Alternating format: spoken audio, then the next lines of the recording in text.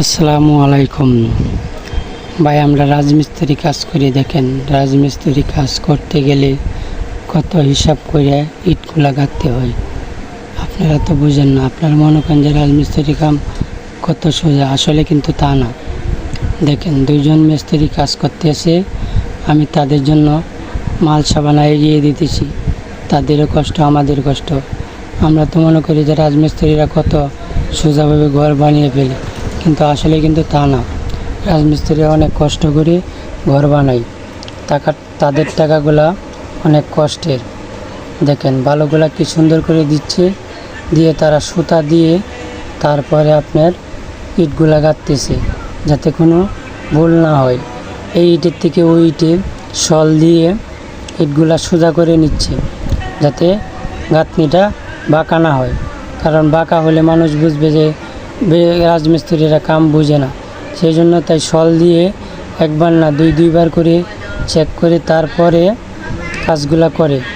তারা খুব কষ্ট করে নিজের মনে করে কাজ করে, তারপরে সুতা ধরে তারপরে ইটগুলা গাঁথে।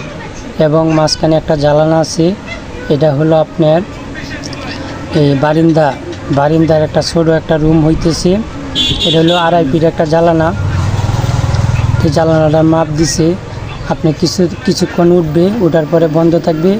এটা আগামীকাল করবে, কারণ একসাথে এতটুক উড়ানো যায় না, কারণ উড়াইতে গেলে একসাথে ভাঙ্গে পড়ে যাবে। দেন ইটগুলা কেমনে গাঁথতে আছে, সুতারা দিছে দিয়ে বালু দিতেছে, তারপরে সেই ইটগুলা আস্তে আস্তে আস্তে আস্তে গাঁথতেছে যাতে গাঁথনিটা বাঁকা না হয়। তো সকল রাজমিস্ত্রি ভাইদের জন্য সবাই দোয়া করবেন, তারা যাতে ভালোভাবে কাজ করতে পারে। কারণ তারা কাজ করলে আমরা শান্তিতে বিল্ডিংয়ে থাকতে পারি। দেন শলটা কীভাবে ধরতেছে, জ্বালানার পাশেও আবার শল দিতে আছে, এরপরে এখন বালু দিতে আছে। বালু দিয়া এটার আপনার সোজা করব।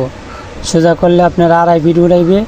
2.5 ফিট উড়ানোর পরে আপনার এখানে একটা স্টিলের জ্বালানা হবে।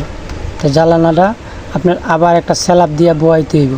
আবার দেন মাঝখানে আবার ইটা ভাঙে, যাতে একটা ইটের মাঝখানে আর একটা ইটা পড়ে, সেই জন্য ইটটা ভেঙে এরপরে ইটটা জোড়া দিছে। আমরা তো বুঝি না, আমরা মনে করি যে রাজমিস্ত্রির কাম কত সোজা, কিন্তু আসলে কিন্তু তা না। যেই কাজ করে সেই বুঝে যে কাজের কি মর্ম।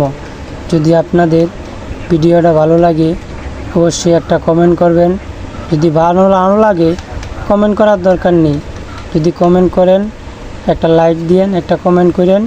যদি ভালো লাগে একটা শেয়ার দিয়েন। আসসালামু আলাইকুম সবাই।